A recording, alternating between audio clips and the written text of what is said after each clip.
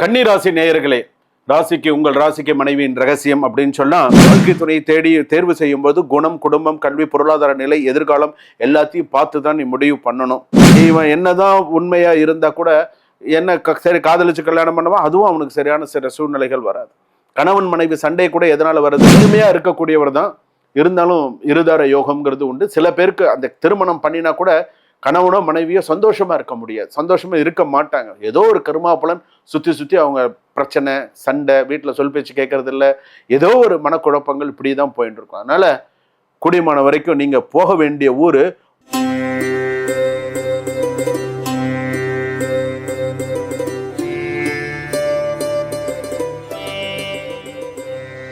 ஜனனி ஜென்ம சௌக்கியானாம் வர்தனை குலசம்பதாம் பதவி பூர்வ புண்ணியானாம் லிக்யதே ஜென்ம பத்திரிகா. ஆதித்யாயச்ச சோமாய மங்களாய புதாயச்ச குரு சுக்ர சனிபியஸ்ச ராகவே கேதவே நமஹ. ஓம் வேதாத்மனாய வித்மஹே ஹிரண்ய கர்ப்பாய திமஹே தன்னோ பிரம்ம பிரஜோதயாது. நவகோள்களின் துணை கொண்டு உலகெங்கும் வாழக்கூடிய ஜோதிடர் யுகம் நேயர்கள் அனைவருக்கும் வணக்கம். நான் மக்கள் ஜோதிடர் டாக்டர் வி ராஜ்குமார் சிவாச்சாரியார் பேசுகிறேன். எல்லாரும் எப்படி இருக்கீங்க? நலமா இருப்பீங்க நம்புறேன். இன்றைய தினம் நாம் மிக முக்கியமாக பார்க்கக்கூடிய சில ஒன்று, நம்ம நிறைய விஷயங்கள் நம்ம ஜோதிட யுகத்துல பார்க்கிறோம். அதுல மிக முக்கியமான சில விஷயங்கள் அப்படிங்கிறது உண்டு. அதாவது என்னுடைய விஷயத்த நிறைய பேர் கூர்ந்து பார்க்கிறாங்க. நிறைய பேர் எனக்கே மெசேஜ் பண்ணியிருக்கீங்க, சுவாமி உங்களுடைய ஒவ்வொரு கண்டென்ட்டும், உங்களுடைய ஒவ்வொரு வார்த்தைகளும் எனக்கு கண்ணில் தண்ணி வராத ஒரு குறை அப்படின்னு சொல்லுவாங்க. அந்த அளவுக்கு உங்களுடைய வார்த்தைகள் ஒன்னொன்றும் தெளிவாகவும் சரியாகவும் இருக்கிறது. வாழ்த்துக்கள். இன்பமே சுழுக எல்லோரும் வாழ்க அப்படிங்கிறது தான் என்னுடைய கோட்பாடு. எல்லாரும் நன்னா இருக்கணும், மக்கள் எல்லாரும் இன்புற்று இருக்க வேண்டும், சந்தோஷமா இருக்கணும்.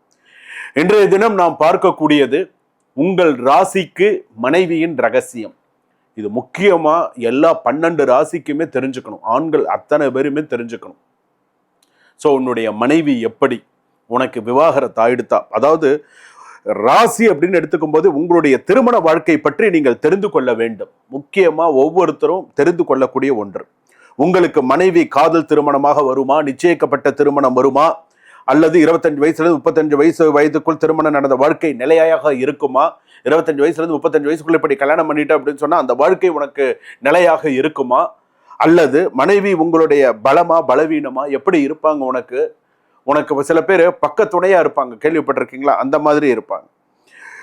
மாமியார் வீட்டில் உங்களுக்கு ஆதரவு இருக்குமா? சில பேருக்கு இருக்கும், சில பேருக்கு இருக்காது. ஏன் வந்தான்னு நினைச்சுப்பாங்க சில பேர், வந்துட்டானே அப்படின்னு நினைக்கிறவங்க எல்லாம் இருக்காங்க. சில பேர் வாங்க வாங்க மருமகனேன்னு சிரிச்சுட்டே இருப்பாங்க. உள்ள வந்துட்டு ஏன்டி உங்க வீட்டுக்காருக்கு வர வேலையே இல்லை, என்ன திடீர்னு வந்து நிற்கிறாரு அப்படின்னு சொல்லி கேட்பாங்க. ஒன்று வாயை திறந்து கேட்க முடியாது. ஒவ்வொருத்தருக்கும் ஒரு விதமா மாமியார் அமையிறது. சில பேருக்கு மாமியார் அம்மா மாதிரி அமைஞ்சிடும், அது வேற விஷயம். அடி வாங்குற மருமகனும் இருக்கான், அதுவும் இருக்கு, இல்லைன்னு சொல்ல முடியாது. அதே போல உங்களுக்கு அவங்களுடைய ஆதரவு இருக்குமா? நாத்தனார் உறவு எப்படி இருக்கும்? எந்த வயதில் கணவன் மனைவி சண்டை வரலாம்?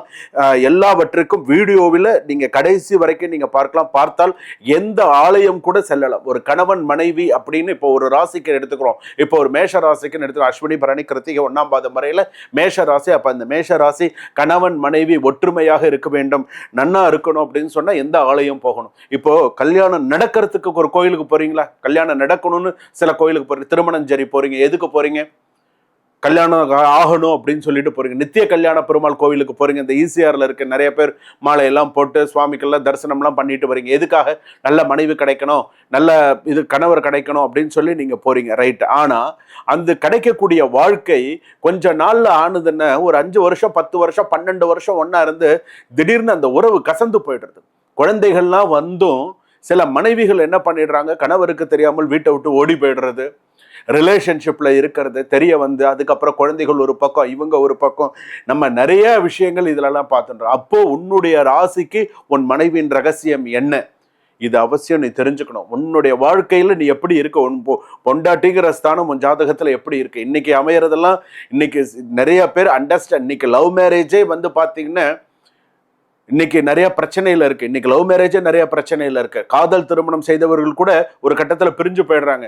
சார் நான் லவ் மேரேஜ் பண்ணினேன், இன்னைக்கு மனைவி புரிஞ்சுக்காம இன்னைக்கு ஒரு சண்டையில இந்த மாதிரி இருக்கு அப்படின்லாம் இன்னைக்கு நிறைய பேர் சொல்றாங்க. அந்த புரிதல் இல்லாம போயிடுது. அப்போ உன்னுடைய ராசிக்கு எப்படி இருக்கு, இதை தான் நம்ம பார்க்க போறோம். 12 ராசிக்கு வாங்க வீடியோக்குள்ள போவோம். கடைசி வரைக்கும் வீடியோ ஸ்கிப் பண்ணாம பாருங்க. எந்தெந்த இடத்துல என்னென்ன விஷயங்கள் சொல்லியிருக்கேன், எப்படி சொல்லியிருக்கேன், எல்லாமே நீங்க தெரிஞ்சுக்கலாம். உங்கள் மனைவியின் ரகசியம் உங்கள் ராசிக்கு. பார்க்கலாமா?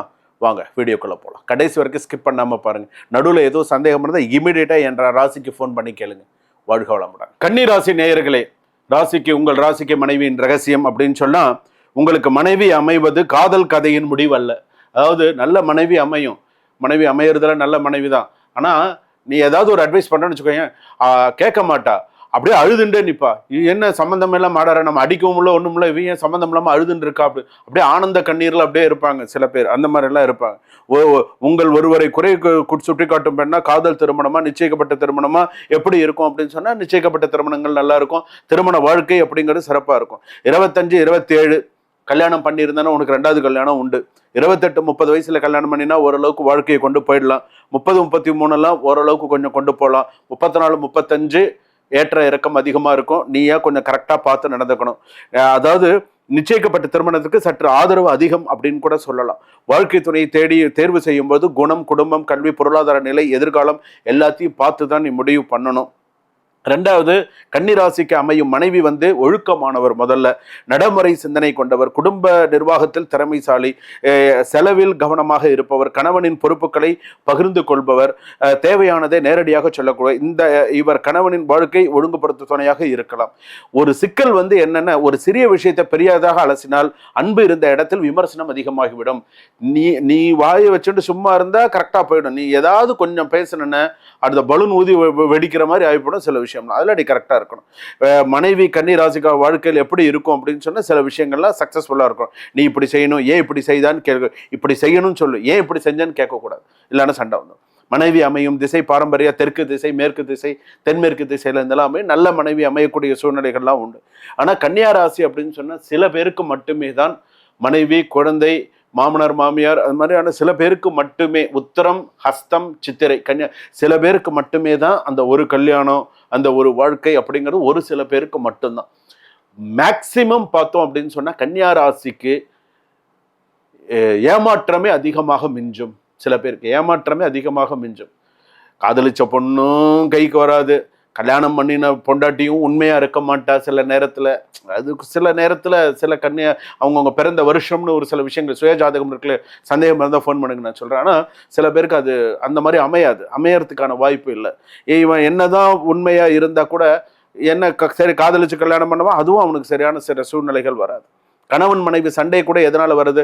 அதிகமாக குறைத்துற பர்ஃபெக்ஷன் எதிர்பார்ப்பு, பண விஷயத்தில் கருத்து வேறுபாடு, வீட்டு பொறுப்புகள், மாமியார் வீட்டு தலையீடு, பழைய தவறுகள் மீண்டும் நினைவூட்டல், இதெல்லாம் இருக்கும். கன்னிராசியின் திருமணம் பெரிய எதிரி வேறு யாரும் இல்லை. சிறிய குறையை கூட விடமாட்டேன் என்ற மனநிலை தான். சின்ன குறையா இருந்தாலும் கண்டுபிடிக்காம சரி எதுவுமே சரி சரி அனுசரிச்சுட்டு போய்கிட்டே இருக்கணும். இது ஏன் இப்படி செஞ்சா, அது ஏன் இப்படி செஞ்சா, அது ஏன் அப்படி செஞ்சா, திரும்ப திரும்ப அதே தான் நடக்கும். ஸோ கொஞ்சம் பார்த்துக்கோ எப்போ எந்தெந்த வயசுல என்ன. ஆனால் 2வது திருமணம் அப்படிங்கிறது சில பேருக்கு இருக்கும், சில பேர் ரிலேஷன்ஷிப் இருக்கும். அதாவது சரியான மனைவி அமைந்தால் வாழ்க்கை சிறப்பாக இருக்கும், சேமிப்பு அதிகரிக்கலாம், நிறைய நல்ல விஷயங்கள்லாம் இருக்கும். வீட்டை ஒழுங்குபடுத்துவது நல்லது. உறவை ஒவ்வொரு நாளும் ஆய்வு செய்வது நல்லதல்ல. எது எப்படி செய்யணும் அப்படிங்கிறது பார்த்து செய்யணும். நல்ல பண்பு, உறுதி, ஒழுக்கம் கொண்ட வாழ்க்கை துணை இல்லறத்தின் மிகப்பெரிய பாதுகாப்பாக இருக்கும். எல்லாமே பெர்ஃபெக்டா இருக்கணும்னு நினைச்சா வாழ்க்கையை ரசிக்க முடியாது. இருக்கிறத ரசிக்க கத்துக்கணும். அது மட்டும் பார்த்துக்கோ. என்னது? இருக்கிறத ரசிக்க கத்துக்கணும், அவ்வளவுதான். இருக்கிறத நீங்க ரசிக்க கத்துண்டாலே வாழ்க்கை அம்மா சூப்பரா இருக்கும். ஒவ்வொரு தவறவரையும் சுட்டுக்காட்டும் கண்ணாடியா. அதை விட மிக முக்கியமானது நிறைய விஷயங்கள்லாம் இருக்கு. கன்னிராசி பொறுத்த அளவுக்கு சில பேருக்கு அந்த உத்திரம் கன்னியா ராசி அப்படின்னு சொல்லும்போது இருதார யோகம். அஸ்தம் கன்னியா ராசிக்கு சில பேருக்கு ஒரு திருமணம் தான் நடக்கும். அந்த ஒரு திருமணத்திலே இருந்துட்டா பிரச்சனை இல்லை. பார்த்தீங்கன்னா அப்படியே பழைய காதல் நினைவுகள்லாம் வர ஆரம்பிச்சிடும். சித்திர நட்சத்திரம் கன்னி ராசி அப்படின்னு எடுத்துக்கும் பொழுது கொஞ்சம் நேர்மையா இருக்கக்கூடியவர் தான், இருந்தாலும் இருதார யோகம்ங்கிறது உண்டு. சில பேருக்கு அந்த திருமணம் பண்ணினா கூட கணவனோ மனைவியோ சந்தோஷமா இருக்க முடியாது, சந்தோஷமா இருக்க மாட்டாங்க. ஏதோ ஒரு கருமாப்புலன் சுத்தி அவங்க பிரச்சனை, சண்டை, வீட்டில் சொல் பேச்சு கேட்கறது இல்லை, ஏதோ ஒரு மனக்குழப்பங்கள் இப்படிதான் போயிட்டு இருக்கும். அதனால குடிமான வரைக்கும் நீங்க போக வேண்டிய ஊரு வாலிவ நல்லூர். அந்த ஊருக்கு போயிட்டு வாங்க. கணவன் மனைவி ஒற்றுமை, நிறைய நல்ல விஷயங்கள்லாம் நடக்கும். வாலிவ நல்லூர் அந்த ஊருக்கு போயிட்டு வந்தீங்கன்னா சிறப்பு. இதுவரையில் நாம் பார்த்தது 12 ராசிக்கான உங்கள் ராசிக்கு மனைவியின் ரகசியம். இது பொதுவான ராசி பலன்கள். இப்ப நான் சொல்லியிருக்கிறது எல்லாமே பொதுவான ராசி பலன். இதுவே 100% எல்லாருக்கும் பலிக்கும். அதையும் நான் சொல்லிடுறேன். 100%ல 200% பலிக்கும். உங்களுக்கு ஏதாவது சந்தேகம் இருந்தால் உங்களுடைய சுய ஜாதகத்தை ஒரு முறை பார்த்து உங்களுடைய ஜாதகத்தை தீர பார்க்கணும். மனைவின்னா அந்த மனைவி ஸ்தானத்தை மட்டும் வச்சுப்பார் எப்படி இருக்கு. சில பேர் கணவர் வெளிநாட்டில் இருப்பாங்க, மனைவி சென்னையில் இருப்பாங்க, இல்லை வேற ஏதாவது ஒரு ஊரில், தமிழ்நாட்டில் வேற ஏதாவது ஒரு ஊரில் இருப்பாங்க, கணவன் அங்கேருந்து சம்பாரிச்சுட்டு இருப்பாங்க.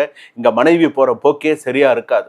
இதெல்லாம் நிதர்சனமான கணவனுக்கு தெரிய வரும்போது அந்த குடும்பத்தில் எவ்வளோ பிரச்சனைகள், அது ஒரு சமூக பிரச்சனையாக எவ்வளோ பெரிய விஷயமா வருது. பேசி தீர்க்க வேண்டிய இடத்துல கொலை வரைக்கும்லாம் போகக்கூடிய சமாச்சாரங்கள்லாம் நம்ம நிறைய இன்றைய சூழ்நிலையில் பார்த்துட்டு இருக்கோம். எவ்வளவோ விஷயங்கள்லாம் பார்க்குறோம். அதனால உங்களுடைய சுய ஜாதகத்தை பார்த்தேன்னு உங்களுக்கு எப்படிங்கிறது, உங்கள் மனைவி எப்படி, உங்களுடைய மனைவி ரகசியம் என்ன அப்படிங்கிறத நீங்கள் தெரிஞ்சுக்கலாம். சுபம். வாழ்க வளமுடன்.